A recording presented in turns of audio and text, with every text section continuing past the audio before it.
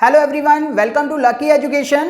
और आज हम क्लास 12th का कंप्लीट कोर्स सीरीज जो है वो हम स्टार्ट करने जा रहे हैं। और आज से आपको फ्रीक्वेंटली क्लास 12th की वीडियोज मिलेंगी और इन वीडियोज को आपको कंटिन्यूसली देखना है। कंप्लीट कोर्स 12th का इन वीडियोज के थ्रू मैं आपको कराऊंगा। आज हम चैप्टर 1 जो कि इलेक्ट्रिक फील्ड एंड चार्ज है उसको स्टार्ट करेंगे। ठीक है, तो चैप्टर 1 जो है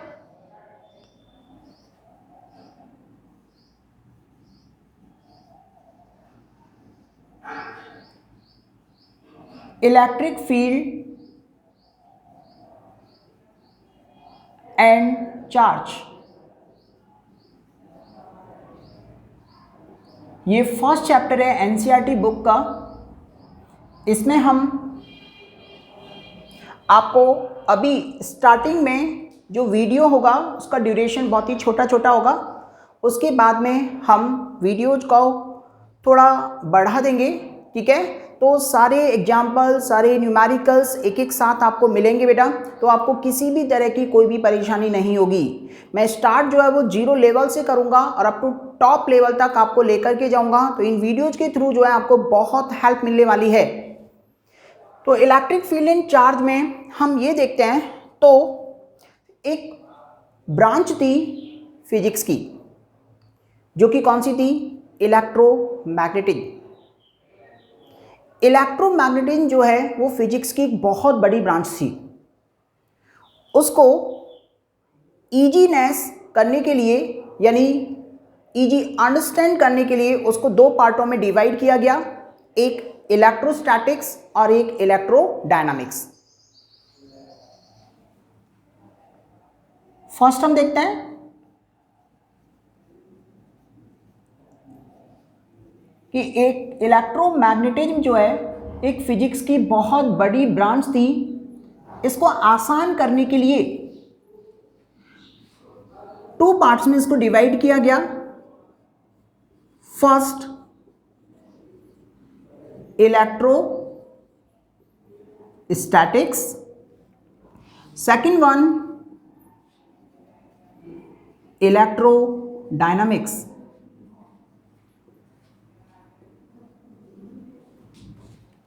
इलेक्ट्रोस्टैटिक्स में इलेक्ट्रो का जो मतलब होता है वो होता है बेटा चार्ज,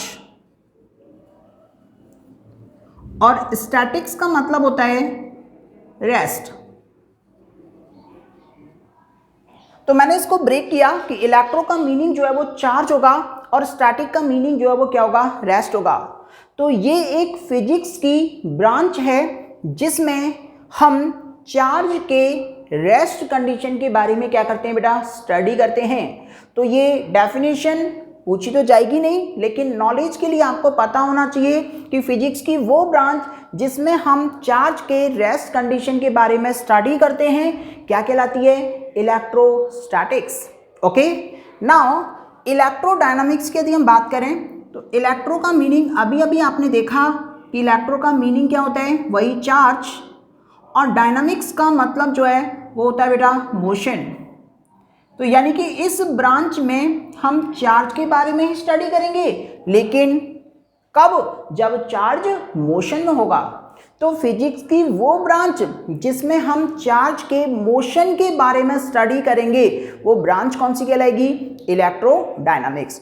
दोबारा से एक बार देखते हैं, इलेक्ट्रोमैग्नेटिज्म जो है वो फिजिक्स की बहुत बड़ी ब्रांच थी जिसे आसान करने के लिए हमने 2 पार्ट में डिवाइड किया। First one is electrostatics and second one is the electrodynamics. Electrostatics की डेफिनेशन मैं अभी लिखाऊंगा आपको, लेकिन आपको नॉलेज के लिए पता होना चाहिए कि इलेक्ट्रोस्टैटिक्स जो है एक फिजिक्स की ब्रांच है जिसमें हम चार्ज के रेस्ट कंडीशन के बारे में स्टडी करते हैं। इलेक्ट्रोडायनामिक्स ये भी एक फिजिक्स की ब्रांच है जिसमें हम चार्ज के मोशन के बारे में स्टडी करते हैं। तो सबसे पहले हम इलेक्ट्रोस्टैटिक्स की डेफिनेशन लिखेंगे। आप, हाँ एक और बात कि आप नोट्स साथ के साथ बनाएं, ठीक है, जिससे आपके नोट्स भी प्रॉपर बनेंगे। मैं यहीं पर आपको डिक्टेट कराऊंगा, किसी भी तरह की किसी को कोई भी प्रॉब्लम नहीं होगी।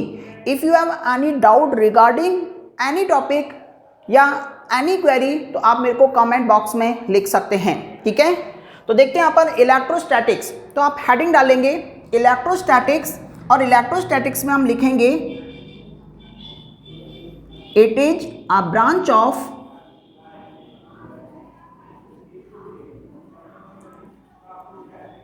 Physics in which we deals the study of charge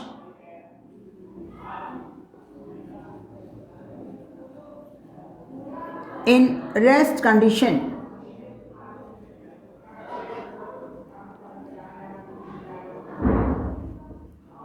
साथ के साथ में आपको लिखना है कि इलेक्ट्रोस्टैटिक्स में it is a branch of physics in which we deals the study of charge in rest condition.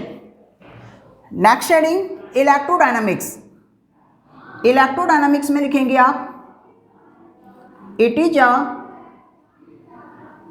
Branch of physics in which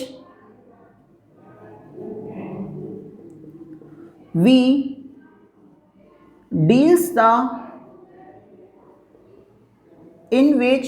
deals the study of charge in motion। तो मैं सोचता हूँ इन दोनों डेफिनेशनों में आपको कोई भी दिक्कत नहीं होगी, ठीक है। इलेक्ट्रोस्टैटिक्स चार्ज के बारे में ही स्टडी करेंगे, लेकिन चार्ज रेस्ट कंडीशन में, यहाँ चार्ज के मोशन के बारे में स्टडी जिस ब्रांच के थ्रू की जाएगी वो क्या होगा, इलेक्ट्रोडायनामिक्स। क्लियर बेटा यहाँ तक। इसके बाद अगला टॉपिक जो है, अगली हेडिंग जो है वो ये होगी, कुछ स्पेशल पॉइंट्स हैं और इनसे आपको क्वेश्चन बेटा मिलता है निश्चित। स्पेशल पॉइंट्स ये आपको लर्न करने हैं। पहला पॉइंट जो है वो ये है कि यदि चार्ज रेस्ट कंडीशन में है तो वो केवल और केवल इलेक्ट्रिक फील्ड जो है वो क्या करता है, जनरेट करता है। ध्यान से सुने कि यदि चार्ज रेस्ट कंडीशन में है तो वो केवल और केवल कौन सी फील्ड जनरेट करेगा, इलेक्ट्रिक फील्ड। आपको इसको क्या करना है, लर्न करना है। ऐसे ही क्वेश्चन आपको एग्जाम में मिल जाता है कि if charge is in rest condition तो कौन सी फील्ड जनरेट करेगा, तो कौन सी करेगा, इलेक्ट्रिक फील्ड। तो पहला पॉइंट इसका ध्यान में रखना है, if charge is in rest, if charge is in rest condition तो वो कौन सी फील्ड जनरेट करेगा, electric field. Electric field generate करता है, ध्यान रखना है आपको। सेकंड पॉइंट जो है इसका, if charge is in motion, या चार्ज जो है वो मूव कर रहा है, तो इस कंडीशन में आपको ध्यान रखना है कि यदि चार्ज मोशन में है या चार्ज मूव कर रहा है तो इस कंडीशन में इलेक्ट्रिक फील्ड और मैग्नेटिक फील्ड जनरेट करता है। तो इस केस में electric field plus magnetic field,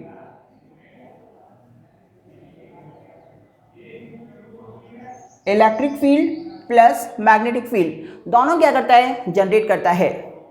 तीसरा पॉइंट आपको इसमें ध्यान क्या रखना है, तीसरा पॉइंट ये ध्यान रखना है कि चार्ज मूव तो कर रहा है, तो मूव की कंडीशन जो है या मोशन की कंडीशन हम दो तरीके से देख सकते हैं। पहली कि जब चार्ज कांस्टेंट स्पीड या कांस्टेंट वेलोसिटी से क्या कर रहा है, मूव कर रहा है, तो क्या होगा, और जब चार्ज यूनिफॉर्म वेलोसिटी से मूव ना करके नॉन यूनिफॉर्म से, यानी कि नॉन यूनिफॉर्म जब हो जाएगा तो एक्सेलरेटेड मोशन हो जाएगा।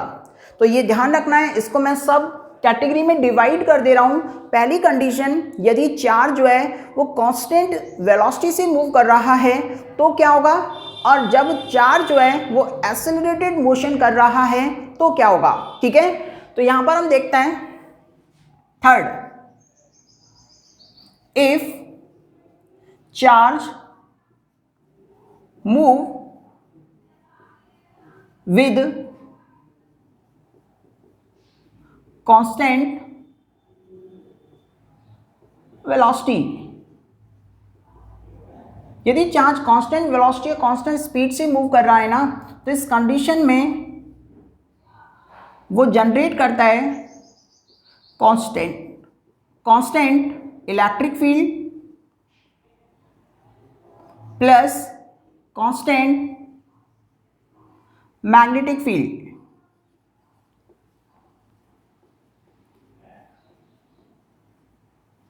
ठीक है, एंड द लास्ट केस,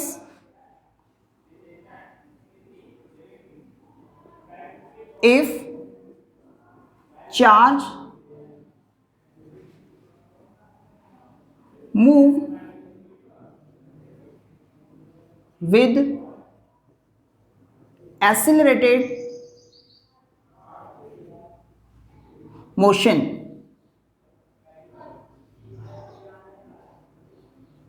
ठीक है, तो जब चार्ज एक्सेलरेटेड मोशन के साथ में है तो इस कंडीशन में जो इलेक्ट्रिक फील्ड होगी वो वेरिएबल होगी, तो variable electric field plus variable magnetic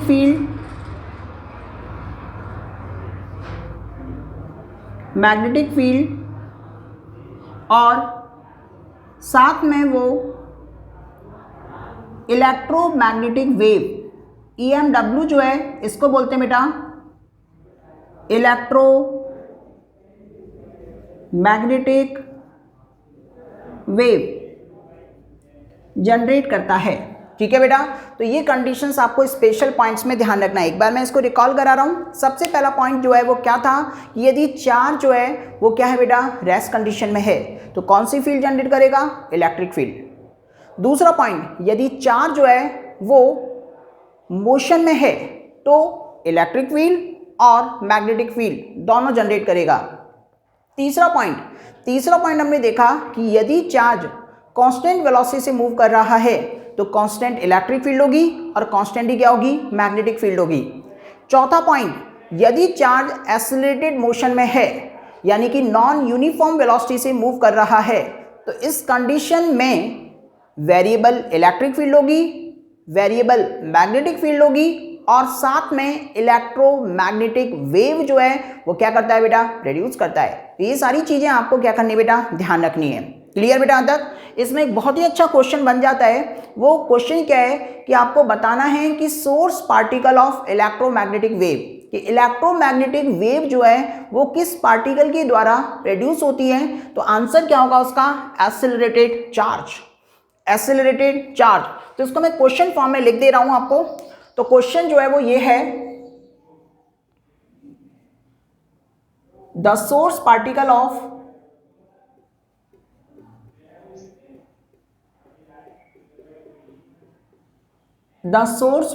of electromagnetic wave. ठीक है, आंसर जो है उसका वो क्या होगा बेटा, accelerated charge.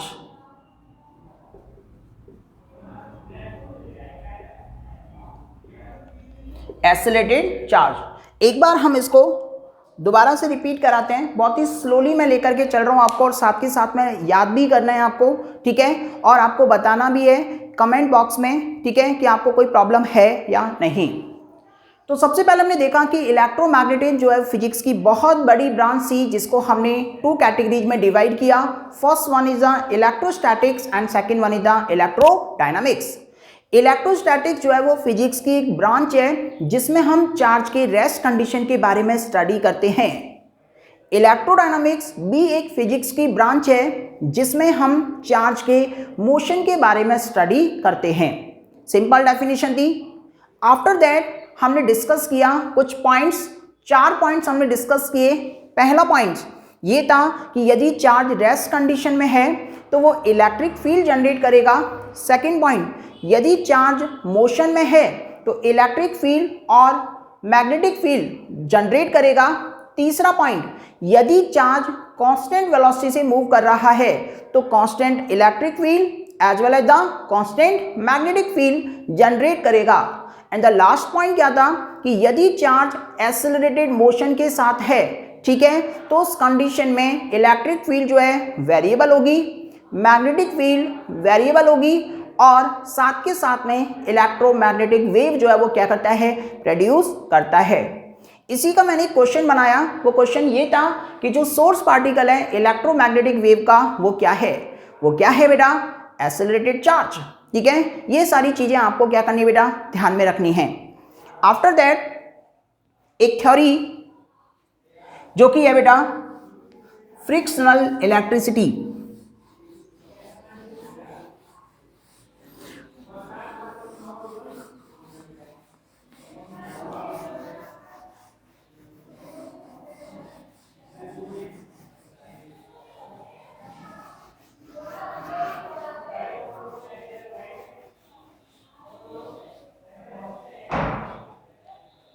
Frictional electricity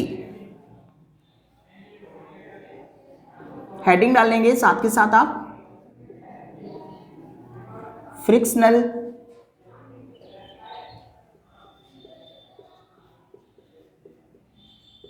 electricity. ध्यान से देखना है, पहले समझना है इसको कि फ्रिक्शनल इलेक्ट्रिसिटी होता क्या है। ठीक है, इसके बाद में हम इसको लिखेंगे। तो क्या है बेटा, एक साइंटिस्ट थे जिनका नाम था थैलेस। ठीक है, तो एक साइंटिस्ट थे जिनका नाम क्या था बेटा, थैलेस या थैल्स। इन साइंटिस्ट ने क्या किया, इन साइंटिस्ट ने एक एम्बर नामक मटेरियल को, ये एम्बर एक मटेरियल है, इस एम्बर नामक मटेरियल को वूलन क्लॉथ के साथ, वूलन क्लॉथ के साथ क्या किया बेटा, रब किया। एम्बर नामक मटेरियल को वूलन क्लॉथ के साथ में क्या किया, रब किया। तो इन्होंने क्या देखा कि इस एम्बर नामक मटेरियल में स्मॉल पार्टिकल्स को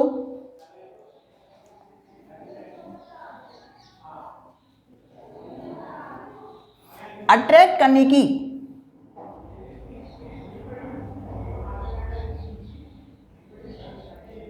प्रॉपर्टी आ जाती है। दोबारा से देखो कि एक साइंटिस्ट थे जिनका नाम था थैलेस। थैलेस ने क्या किया, एक एम्बर नामक मटेरियल को वूलन क्लॉथ के साथ में रब किया। तो उन्होंने देखा कि इस मटेरियल में स्मॉल पार्टिकल्स को अट्रैक्ट करने की प्रॉपर्टी आ जाती है। ठीक है, इसी एम्बर को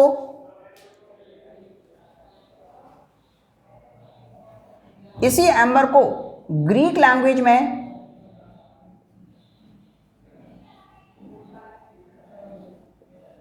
इलेक्ट्रम बोला गया। इसी एम्बर को ग्रीक लैंग्वेज में क्या बोला जाता है, इलेक्ट्रम बोला जाता है। इसी के बेसिस पर इलेक्ट्रिसिटी का इन्वेंशन हुआ और जिसे हम क्या कहते हैं बेटा, फ्रिक्शनल इलेक्ट्रिसिटी कहते हैं। दोबारा से देखो इसको, बहुत ही छोटा सा एक्सपेरिमेंट था। फ्रिक्शनल इलेक्ट्रिसिटी में क्या किया गया, एक साइंटिस्ट थे जिनका नाम था थैलेस। थैलेस ने क्या किया, एम्बर नामक मटेरियल को वूलन क्लॉथ के साथ में रब किया। तो उन्होंने देखा कि इस एम्बर नामक मटेरियल में स्मॉल पार्टिकल्स को अट्रैक्ट करने की प्रॉपर्टी आ जाती है। देख करके बड़े खुश हुए। तो उन्होंने क्या देखा कि इस एम्बर को ग्रीक लैंग्वेज में इसका एक नाम है जिसको क्या बोला जाता है, इलेक्ट्रम बोला जाता है। ठीक है, इसी इलेक्ट्रम के बेसिस पर इलेक्ट्रिसिटी का इन्वेंशन हुआ। इसी इलेक्ट्रॉन के बेसिस पर इलेक्ट्रिसिटी का इन्वेंशन हुआ, जिसे हम क्या कहते हैं बेटा, फ्रिक्शनल इलेक्ट्रिसिटी। वैसे भी आप देख रहे हो कि फ्रिक्शनल इलेक्ट्रिसिटी का मतलब फ्रिक्शन के कारण इलेक्ट्रिसिटी का इन्वेंशन, फ्रिक्शन के कारण इलेक्ट्रिसिटी का इन्वेंशन। और फ्रिक्शन क्या होता है, रब करना। तो रब करने से या फ्रिक्शन से इलेक्ट्रिसिटी किस तरह से जनरेट हो रहा है वो इन्होंने इस एक्सपेरिमेंट के थ्रू बताया। क्लियर है तक? तो आपको ध्यान रखना है कि एम्बर नामक मटेरियल को वूलन क्लॉथ के साथ में रब करने पर हमने देखा, किसने देखा, थैलिस ने। तो थैलिस ने देखा कि एम्बर नामक जो मटेरियल है वो स्मॉल पार्टिकल्स को क्या करता है, अट्रैक्ट करता है। एम्बर को ग्रीक लैंग्वेज में इलेक्ट्रॉन बोला जाता है। इसी के बेसिस पर इलेक्ट्रिसिटी का इन्वेंशन हुआ, जिसे हम क्या कहते हैं बेटा, फ्रिक्शनल इलेक्ट्रिसिटी। क्लियर बेटा यहाँ तक? तो छोटी सी थ्योरी है, इस छोटी सी थ्योरी को आप लिख लेंगे। समझ में आया सबको? तो ये कंडीशंस जो हैं वो किसकी है, फ्रिक्शनल इलेक्ट्रिसिटी की।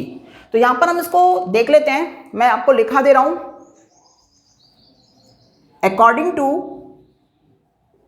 थैलिस, ठीक है, according to Thales, when amber is rubbed with woolen cloths, then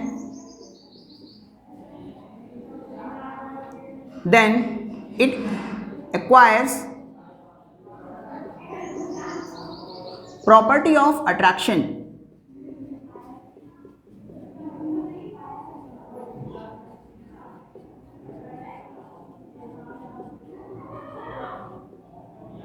Amber attract small pieces of paper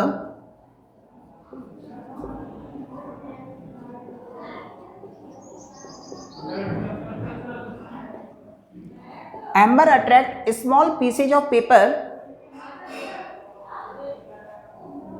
In Greek language,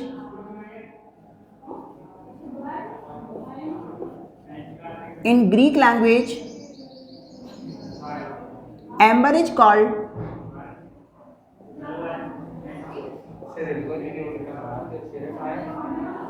electrum, so that electricity is invented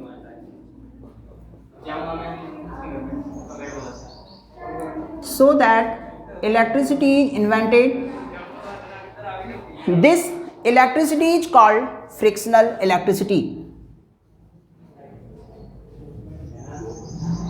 This electricity is called frictional electricity.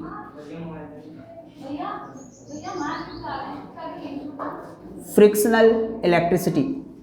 ठीक है बेटा, तो ये आपको theory इस frictional electricity में लिख लेनी है। बहुत ही छोटी थ्योरी है जो कि आपके यूज की तो वैसे नहीं है, लेकिन आपको इसको याद रखना है। याद करने का वे मैं आपको बता चुका हूँ, आपको इस तरह से ब्लॉक डायग्राम की हेल्प से इसको आपको याद करना है। क्लियर बेटा यहाँ तक? तो अभी तक हम क्या क्या देख चुके, इलेक्ट्रोस्टैटिक्स, इलेक्ट्रोडायनामिक्स, कोई दिक्कत नहीं होनी चाहिए। हमने 4 पॉइंट्स देखे, उनमें भी आपको कोई परेशानी नहीं होनी चाहिए। इसके बाद में हमने फ्रिक्शनल इलेक्ट्रिसिटी के बारे में देखा। ओके, अब हम देखते हैं अगला topic, charge.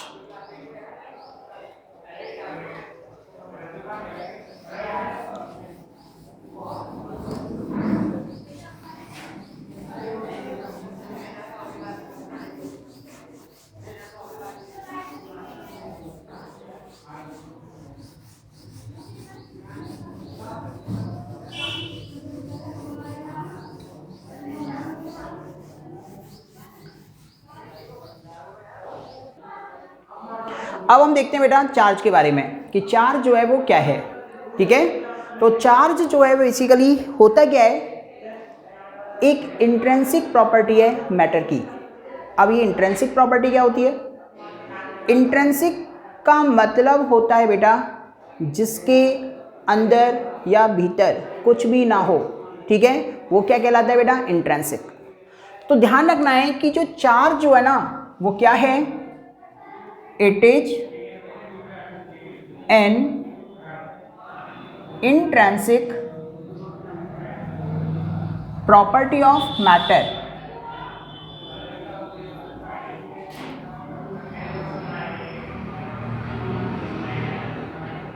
which produce and experience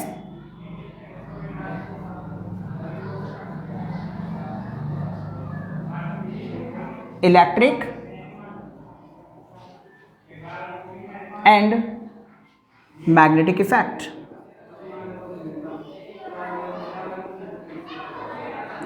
तो ये चार्ज की डेफिनेशन आपको याद रखनी है कि चार्ज जो है ना एक इंट्रिंसिक प्रॉपर्टी है मैटर की, जो कि इलेक्ट्रिक एंड मैग्नेटिक इफेक्ट क्या करता है, रिड्यूस करता है या उनका एक्सपीरियंस यानी कि फील करता है, ठीक है बेटा।